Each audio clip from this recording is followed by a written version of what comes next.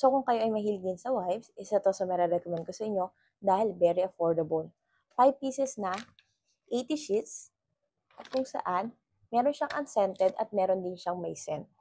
So ako, mamis ako, kaya ang binili ko yun is unscented dahil hindi pa pwede sa mabango yung aking baby. And gamit na gamit ko to guys kasi hindi lang para kay baby to, kundi para din sa aming mag-asawa. And ginagamit ko rin siyang ang linis-linis na mga kung anik-anik dito sa bahay.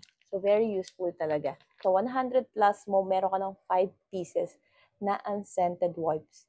Diba? Very affordable. Kaya sa mga mamis dyan na naghahanap ng unscented wipes, at naghahanap din po ng may scent na wipes, meron sila.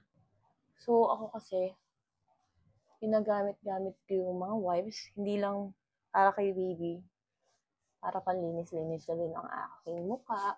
So, sa mga mamis dyan na, ano yun, you have no time or kaya naman, pagod kayo sa maghapon, gusto nyo malinis yung mukha ninyo na hindi na kayo tumatay sa higaan ninyo.